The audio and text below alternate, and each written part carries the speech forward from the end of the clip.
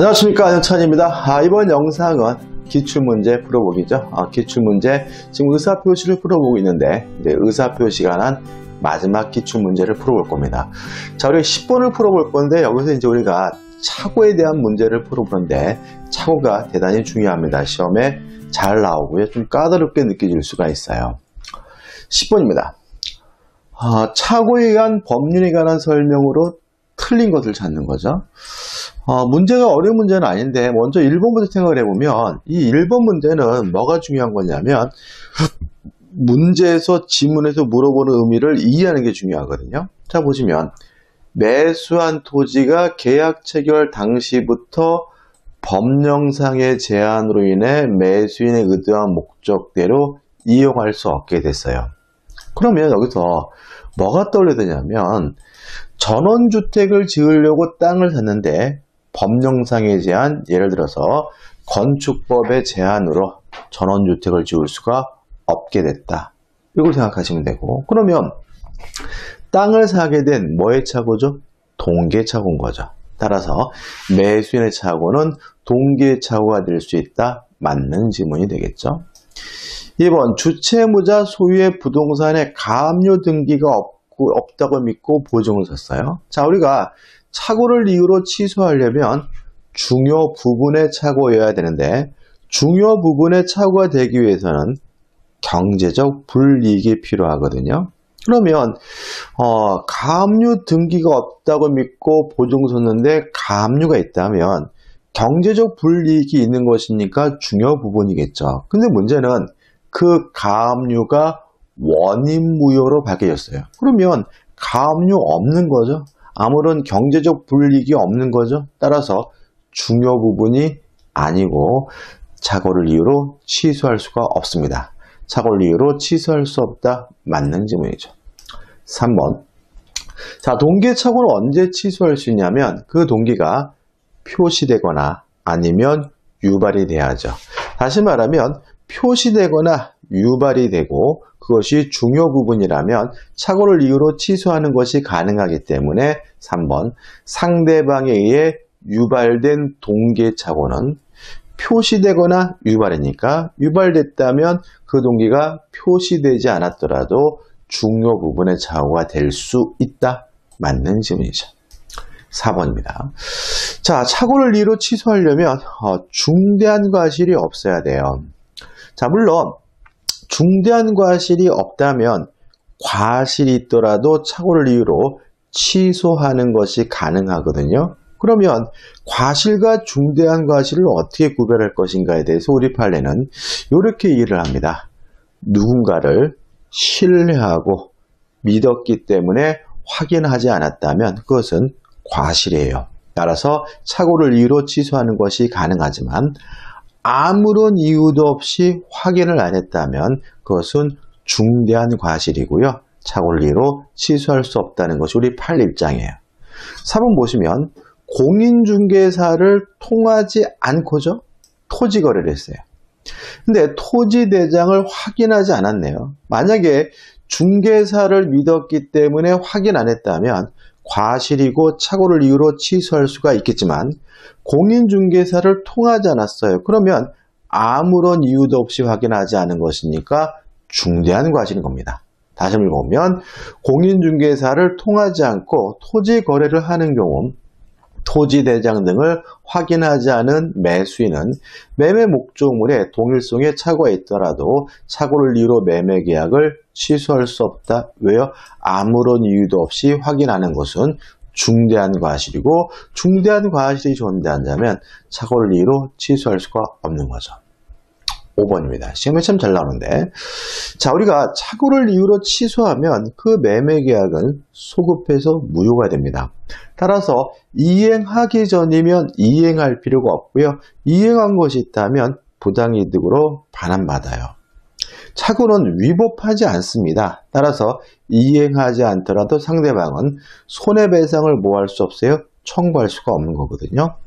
따라서 결과적으로 착오를 이유로 취소하는 것을 취소하는 이유는 뭐냐면 손해배상 책임을 면하기 위해서 착오를 이유로 취소하는 것이 되는 거죠. 그럼 예라는 얘기죠.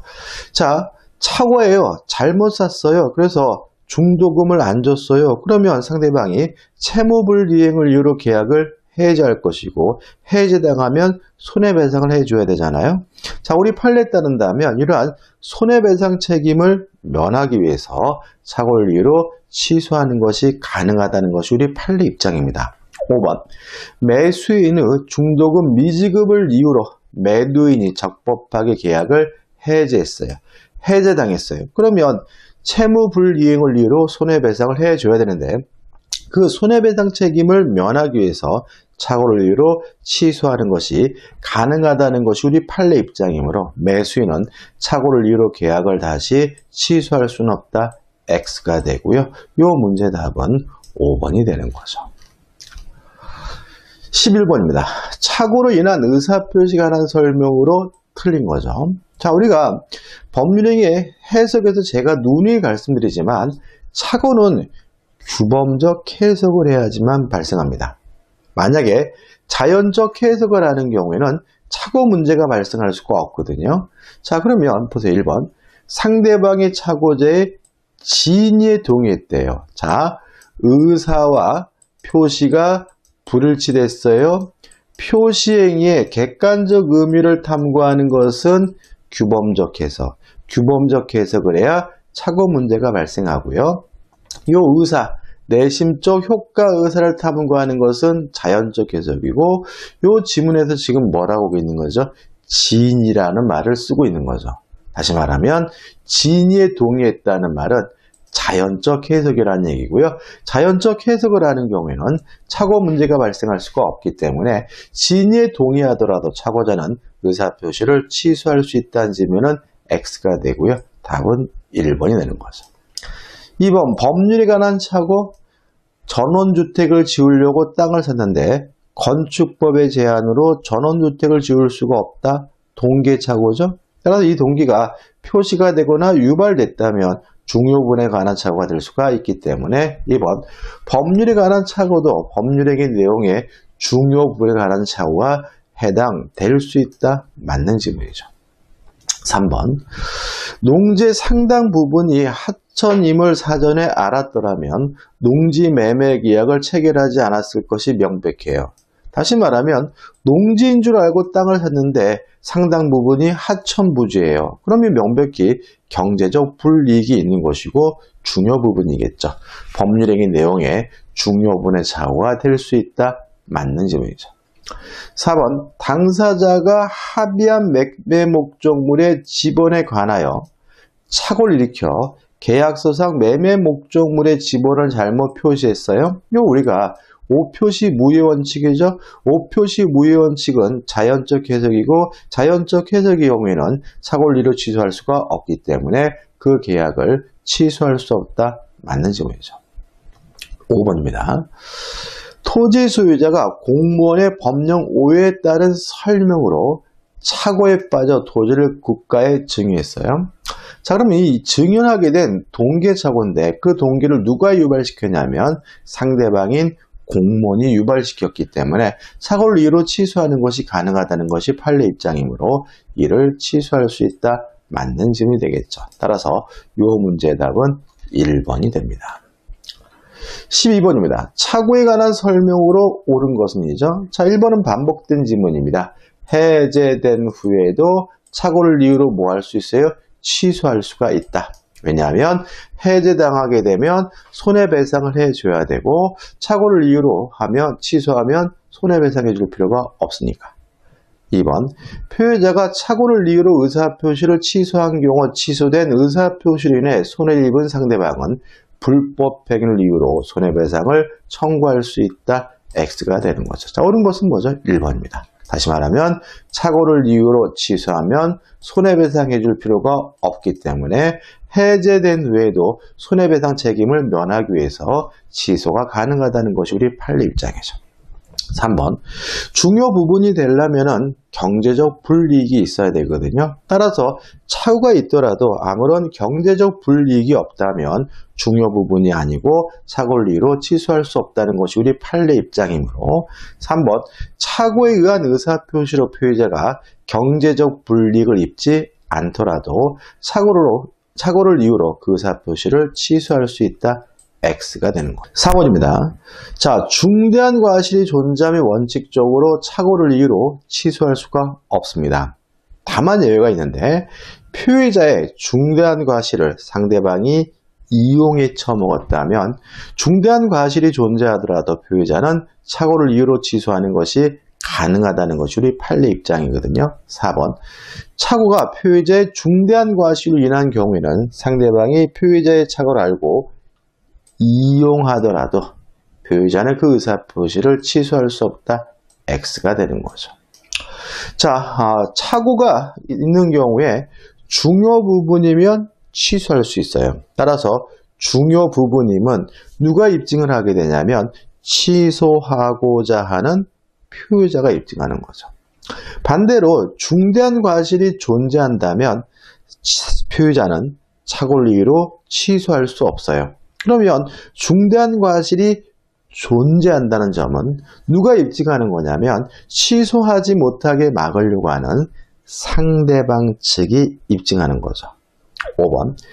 표의자의 중대한 과실 유무는 착오에 의한 의사표력을 부인하는 자. 자, 효력을 부인하는 자는 결국은 누구죠? 취소하고자 하는 자죠. 표의자죠. 따라서 중대한 과실을 표의자가 취소하고자 하는 자가 증명하여야 한다는 지문은 뭐가 되죠? X가 됩니다. 다시 말씀드리지만 중요 부분은 취소하고자 하는 표의자가 입증하고요. 중대한 과실은 취소하지 못하게 막으려고 하는 상대방 측에서 입증해야 됨을 잊지 마시기 바랍니다. 따라서 이 문제에 옳은 것은 1번이 답이 되는 거죠. 13번입니다. 착오에 관한 설명으로 틀린 것을 찾습니다. 자, 착오에 의한 의사표시는 취소할 수 있습니다. 이 민법 규정은 강행 규정이 아니라 임의 규정이라는 것이 우리 판례 입장이에요. 따라서 당사자 간의 계약으로 착오를 이유로 취소할 수 있다라는 특약을 하는 것도 가능하고 유효하다는 것이 우리 판례 입장이므로 1번 당사자가 착오를 이유로 의사표시를 취소하지 않기로 약정한 경우 이 약정은 뭐한 거죠? 유효한 거죠. 따라서 표의자는 그 의사표시를 취소할 수 없다. 맞는 질문이 되겠죠. 2번. 자, 중요 부분이 되려면 경제적 불이익이 존재해야 돼요. 근데 다만 예외적으로 경제적으로 불이익하더라도 중요 부분이 아니기 때문에 착오를 이유로 취소할 수 없다는 거 기억해야 될 것이 두 가지입니다. 첫째, 시가, 가격에 관한 착오는 중요 부분이 아니다. 수량, 지적 부족도 중요 부분이 아니라는 것이 우리 판례 입장입니다. 이유는 거래의 안전보호를 위하여 그런 것이죠. 따라서 2번, 건물과 그 부지를 현상대로 매수한 경우에 부지의 지분이 미미하게 부족해요. 수량 부족이죠. 지분 부족이죠. 이런 거는 중요 부분이 아니기 때문에 착오를 이유로 취소하지 못한다는 것이 우리 판례 입장이므로 그 매매 계약의 중요 부분의 착오가 되지 아니한다. 맞는 질문이 되겠죠. 3번입니다. 자, 요렇게 쓰려다가 요렇게 썼다. 요렇게 말하려다가 요렇게 말았다. 이런 걸 우리가 표시상의 착오라고 하거든요. 3번. 부동산 거래 계약서에 서명 날인하는 착각에 빠진 상태로 연대보증 서면에 서명 날인했어요. 부동산 거래 계약서에다가 서명하려고 했는데 실제로는 연대보증 서면에 서명했다는 표시상의 착오에 해당한다. 맞는 질문이죠. 좀 문제는 있긴 합니다. 논란이 있긴 하지만 답은 3번은 아닙니다. 4번. 상대방이 표의자의 착오를 알고 이용한 경우죠. 자, 중대한 과실이 있는 경우에는 착오를 이유로 취소할 수 없지만 상대방이 그것을 이용해 처먹었다면 중대한 과실이 존재하더라도 착오를 이유로 취소하는 것이 가능하다는 것이 우리 판례 입장이므로 상대방이 표의자의 착오를 알고 이용한 경우에도 의사표시에 중대한 과실이 있는 표의자는 착오에 의한 의사표시를 취소할 수 없다는 지문은 X가 되고요. 답은 뭐죠? 4번이 되는 거죠. 5번은 반복되죠. 표시되거나 유발된 동기의 착오는 착오를 이유로 취소하는 것이 가능합니다. 자, 14번입니다. 차고에 관한 문제가 많음을 알 수 있죠. 왜요? 매년 빠짐없이 출제되고 있고요. 요거는 이제 30일에 작년도 문제가 되네요. 자, 기억. 매도인의 하자 담보 책임이 성립되더라도 옳은 걸 찾습니다. 착오를 이유로 한 매수인의 취소권은 배제되지 않는다. 맞는 질문입니다. 학설은 반대로 이해하는데 우리 최근 판례는 하자 담보 책임이 성립되더라도 착오를 이유로 취소하는 것이 여전히 가능하다는 것이 우리 판례 입장이기 때문에 기억은 맞는 질문이죠. 니은번. 경과실로 인해 착오에 빠진 표의자가 착오를 이유로 의사표시를 취소한 경우. 여기까지 맞나요? 자, 중대한 과실이 아닌 경과실인 경우에는 착오를 이유로 뭐 할 수 있습니까? 취소할 수 있는 거죠. 여기까지 맞는데 문제는 상대방에 대하여 불법 행위로 인한 손해배상 책임을 진다. X가 되는 거죠. 자, 착오를 이유로 왜 취소한다고요? 손해배상 책임을 면하기 위해서. 왜요? 착오를 이유로 취소하더라도 상대방은 불법 행위를 원인으로 손해배상을 청구할 수가 없는 거죠. 니은번은 뭐죠? X죠. 디귿번. 상대방이 표의자의 착오를 알고 이용했어요. 그러면 이용에 처먹었다면 중대한 과실이 있더라도 착오를 이유로 취소하는 것이 가능하니까 표의자는 착오가 중대한 과실로 인한 것이더라도 그 의사표시를 취소할 수 있다. 맞는 질문이 되겠죠. 따라서 옳은 것은 기억 디귿의 이미 답은 2번인 거죠. 1번. 매도인이 매수인의 채무 불이행을 이유로 계약을 적법하게 해지한 후에는 매수인은 착오를 이유로 취소권 행사할 수 없다는 질문은 X가 되네요. 반복적이죠. 보시다시피 여러분들 충분히 우리가 공부한 것까지면 이 정도 지문은 확실하게 맞출 수가 있는 거죠. 자, 이제 사기에 의한 의사표시로 넘어옵니다. 자, 일단 사기에 의한 의사표시는 뭐냐? 잠깐 좀 생각해 볼까요? 정리해 볼까요? 너무 화면 보니까 재미없죠. 기망, 속였고요. 그것으로 인해서 착오를 일으키고 그 착오에 의해서 일정한 의사를 표시하면 이게 뭐죠? 사기에 의한 의사표시가 되는 거죠. 따라서 사기에 의한 의사표시가 되기 위해서는 반드시 기망이 존재해야 되는데 이 기망은 적극적인 행위일 필요는 없죠. 특히 고지 의무, 알려줄 의무가 존재하는 경우에는 침묵으로도 기망이 가능하다는 것이 우리 판례 입장이고요. 또 따라서 답은 이제 찾을 수가 있죠. 틀린 걸 찾는데. 답 1번 알 수 있죠. 아파트 분양자가 아파트 단지 인근에 공동묘지가 조성되어 있다는 사실을 분양계약자에게 고지하지 않았어요. 만약에 고지 의무가 존재한다면 아무 소리 안 하는 요 고지하지 않은 것도 기망행위에 해당하겠죠. 자, 아파트 단지 인근에 대규모 공동묘지가 조성된다면 아파트 가격이 영향을 받겠죠. 따라서 우리 판례는 고지 의무가 존재하기 때문에 이 암소리 안 하는 것도 기망상의가 된다는 것이 우리 판례 입장이므로 1번은 뭐죠? 맞는 지문이 되는 거죠. 근데 좀 더 볼게요. 그 다음에 기망이 뭘 해야 돼요? 위법해야 되는 거죠. 따라서 비난할 정도여야 비로소 위법한 것이고 사기가 되고요. 또 고의여야 됩니다.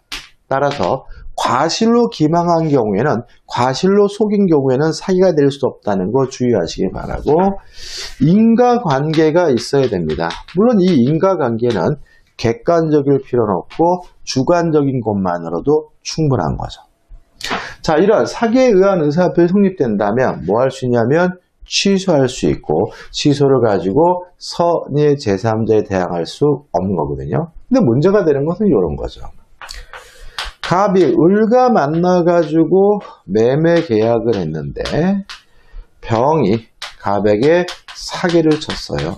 다시 말하면 상대방이 아닌 제3자가 사기 강박을 했을 경우에는 취소할 수 있느냐. 이 문제에 대해서 우리 민법은 상대방이 알았거나 또는 알 수가 있었을 경우에만 갑은 을과의 매매 계약을 사기 강박을 이유로 취소하는 것이 가능하다는 것이 우리 민법의 태도죠.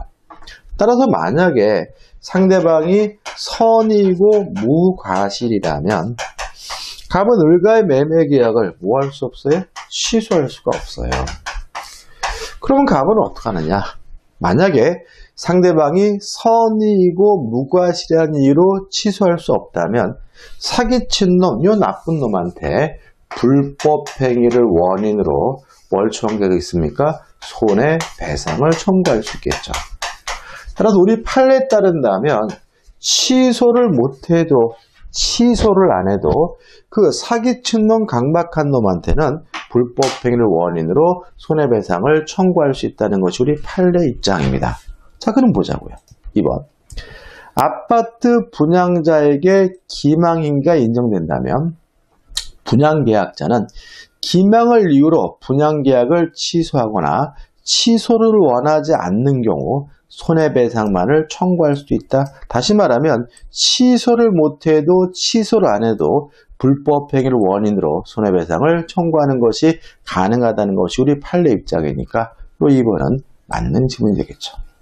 3번입니다. 자, 기망행위가 있고 그것이 위법해야지만 사기가 되거든요. 자, 위법이 뭐라고 방금 말씀드렸죠? 비난 가능성. 비난할 정도여야 하는 거죠. 따라서 그것이 서로 기망이고 속임수라 하더라도 비난할 정도가 아니라면 우리가 충분히 받아들일 수 있는 거라면 위법하지 않기 때문에 사기가 아니라는 것이 우리 판례 입장입니다. 3번. 분양회사가 상가를 분양하면서 그곳에 첨단 오락타워를 조성하여 수익을 보장한다는, 좀 심하긴 한데 우리 판례는 다소 과장된 선정한 거죠. 다소 과장됐대요. 만약 이것을 받아들인다면 이것은 비난할 정도가 아니고 위법하지 않기 때문에 사기가 아닌 거죠. 그래서 우리 판례는 다소 과장된 거니까 위법하지 않다는 거죠. 다소 과장된 선정 광고를 하는 것은 기망행위에 해당한다. X가 되고요. 답은 먼저 3번이 되는 거죠. 4번. 제3자의 사기에 의하여 의사표시란 표의자는 상대방이 그 사실을 알았거나 알 수 있었을 경우에 그 의사표시를 취소할 수가 있고요. 5번. 대리인이죠. 자, 대리는 뭐 하는 사람이냐면 타인을 위하여 의사를 결정하고 결정된 의사를 표시함으로써 타인을 위하여 법률행위를 해주는 사람이거든요. 따라서 사기 당했는지 안 당했는지도 대리인만을 가지고 따지고요. 사기를 쳤는지 안 쳤는지도 대리인만을 가지고 치는 거예요. 따라서 대리인이 사기쳤다면 본인이 알았든 몰랐든 상관없이 취소하는 것이 가능하기 때문에 5번. 대리인의 기망행위에 의해 계약이 체결된 경우 계약의 상대방은 본인이 선이더라도 본인이 알았는지 몰랐는지 상관없이 계약을 취소할 수 있다. 맞는 질문입니다. 따라서 이 문제의 답은 3번이 됩니다. 16번입니다. 사기 강박에 의한 의사표시에 관한 설명으로 틀린 것은, 자, 우리가 배우는 민법은요, 개인과 개인 간의 관계를 규율하는 사법입니다. 다시 말하면 사법적 영역에 대해서만 민법이 적용되는 것이 원칙이에요. 따라서 국가와 개인 간의 관계, 공법적 영역의 경우에는 민법의 규정이 적용되지 않는 거거든요. 자, 소송행위는 공법상 행위입니다. 왜요? 국가, 법원과 개인 간의 문제잖아요. 따라서 공법상 행위이기 때문에 민법의 규정이 적용되지 않으므로 1번, 사기나 강박에 의한 소송행위는 원칙적으로 취소할 수 없다는 질문은 O, 맞는 질문이죠. 2번, 대리인의 기망행위로 계약을 체결했어요. 사기를 쳤는지 안 쳤는지 누구만 가지고 따집니까? 대리인만을. 본인이 알았는지 몰랐는지는 뭐 하지 않습니까? 고려하지 않아요. 따라서 대리인의 기망행위로 계약을 체결한 상대방은 본인이 선이면 몰랐으면 계약을 취소할 수 없다는 질문은 X가 되고요. 답은 먼저 2번이 되는 거죠. 3번. 자, 강박에 의한 의사표시는 취소할 수 있습니다. 근데 다만 강박이 너무 지나쳐가지고 의사결정의 자유가 완전 박탈된 상태로 평가된다면 그때는 의사무능력자와 다름이 없기 때문에 그 법률행위는 무효라는 것이 우리 판례 입장이거든요. 3번. 강박으로 의사결정의 자유가 완전히 박탈되어 법률의 외형만 갖춘 의사표시는 무효이다. O, 맞는 질문이죠. 자, 사기, 기망이 사기가 되려면 위법해야 돼요. 비난할 정도여야 하고요. 그 다음에 또 침묵, 암소리 안 하는 것이 기망이고 사기가 되려면 고지 의무가 존재하거든요. 내 목적물의 시가, 가격을 알려줄 고지 의무는 없는 겁니다. 따라서 4번, 교환계약의 당사자 일방이 자기 소유 목적물의 시가를 묵비, 침묵한 것은 특별한 사정이 없는 한 기망행위가 아니다. 5. 맞는 질문이죠. 5번, 제3자의 사기로 계약을 체결한 경우 피해자는 그 계약을 취소하지 않고도 취소를 못했더라도 사기친 놈 강박한 놈한테는 불법행위를 원인으로 손해배상을 청구하는 것이 가능하니까 그 계약을 취소하지 않고 그 제3자에게 불법행위 책임을 물을 수 있다. 맞는 질문이죠. 따라서 이 문제의 답은 2번이 되는 거죠. 17번입니다. 강박에 의한 의사표시에 관한 설명으로 틀린 거죠. 이 강박과 관련돼서 우리가 좀 조심할 것은 뭐냐면 강박에 의한 의사표시는 취소할 수 있고요. 그 취소를 가지고 선의의 제3자에게 대항하지 못해요. 자, 근데 문제가 되는 건 첫째, 강박 자체가 반사회적인 것이냐? 아니다. 우리 판례에 따른다면 강박을 당했다면 취소할 수 있을지언정 그 자체가 반사회적인 것은 아니다라고 판시하고 있고요. 두 번째, 진위 아닌 의사표시, 비진위 표시냐? 아니다. 왜냐하면 진위 아닌 의사표시, 진위는 진정으로 마음속에서 바라는 바가 아니라 특정된 행위와 관련된 진위다. 따라서 강박을 당했다면 강박을 이유로 취소할 수 있을지언정 그 자체가 진위 아닌 의사표시는 아니라는 것이 우리 판례 입장인 거죠. 그 다음에 세 번째로 다만 의사 결정의 자유가 완전 박탈된 상태로 평가된다면 실질적으로 의사를 결정한 것이 없는 것이니까 의사 무능력자와 다름이 없기 때문에 그 강박에 의한 의사표시는 아예 무효가 된다는 것이 우리 판례 입장이거든요.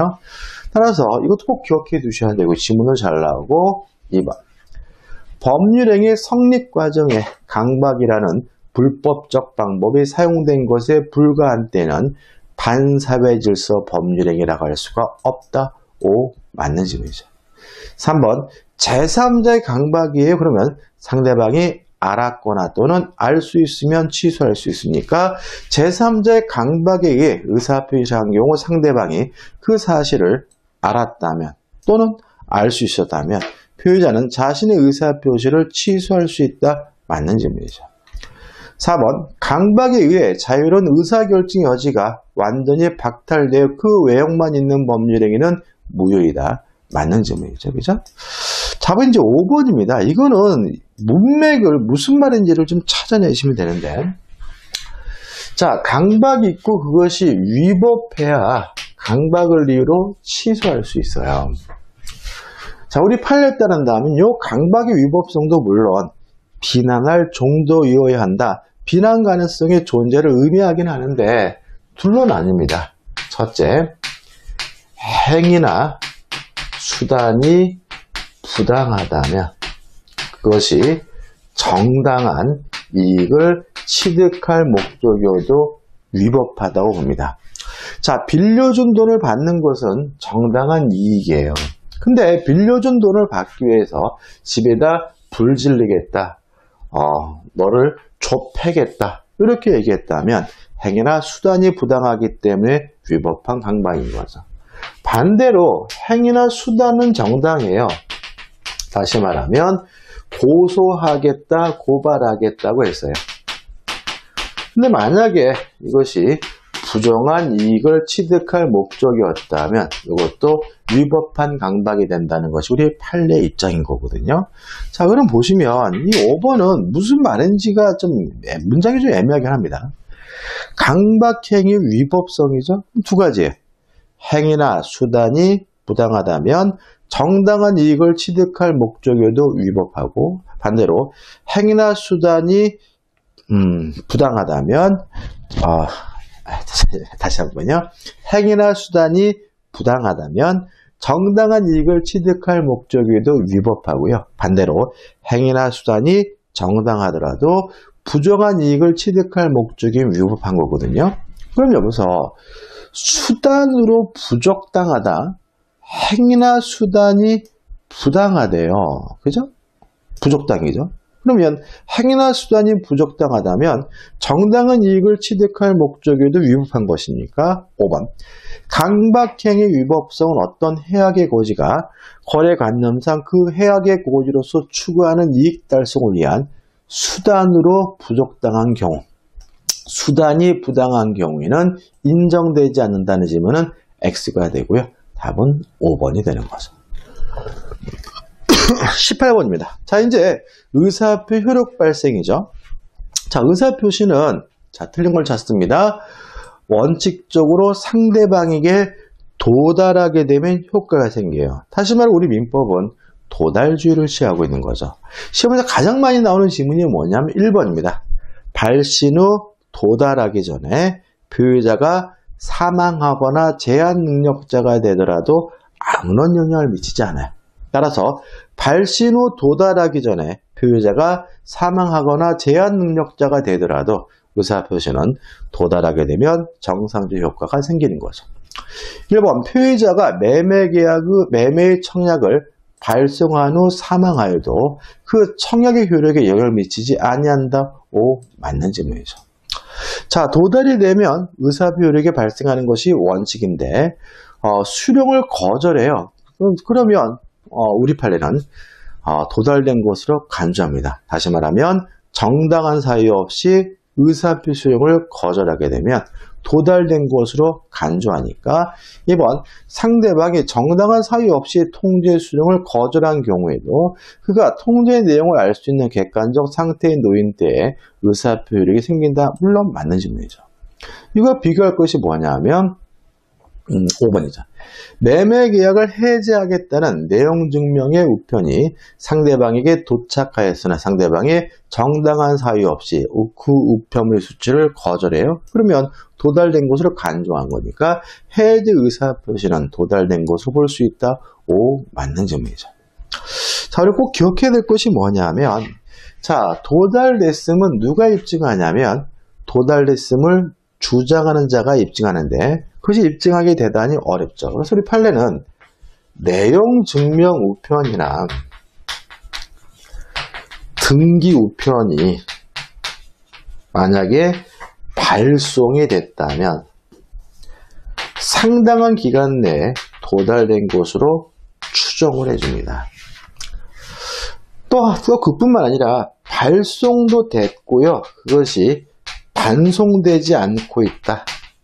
되돌아오지 않고 있다는 것까지 입증을 하게 되면 도달된 것으로 뭘 해주냐면 간주를 해줍니다. 조금 차이가 있죠, 그죠?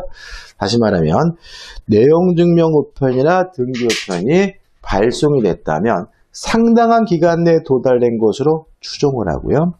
발송도 됐고 반송도 되지 않았다면 도달된 것을 뭐합니까? 간주를 합니다. 보통 우편의 경우에는 이런 효과가 인정되지 않는다는 것도 기억해 두셔야 되겠죠. 따라서 3번 의사표시가 기재된 내용증명 우편이 발송되고 달리 반송되지 않는다면 특별한 사정이나 그 의사표시는 도달된 것으로 본다. 간주가 된다는 얘기니까 맞는 질문이죠. 답은 뭐죠? 4번입니다. 다시 한번요. 발신 후 도달하기 전에 표의자가 사망하거나 제한 능력자가 되더라도 아무런 영향을 미치지 않습니다.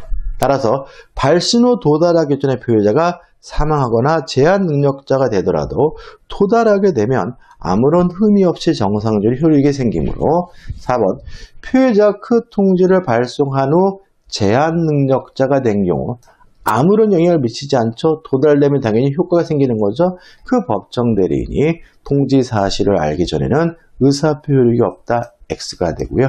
답은 4번이 되는 거죠. 19번입니다. 의사표시가 하나 설명으로 틀린 것은 1번 진이 아닌 의사표시는 원칙적으로 무효이다. X. 원칙이 유효한 거죠. 2번 의사표시자 그 통지를 발송한 후 사망하거나 제한 능력자가 되어도 의사표 효력에 영향을 미치지 않는다. 맞는 질문이고요. 답은 뭐죠? 2번입니다. 3번 상대방 있는 틀린 걸 찾으니까 답은 1번이네. 그죠?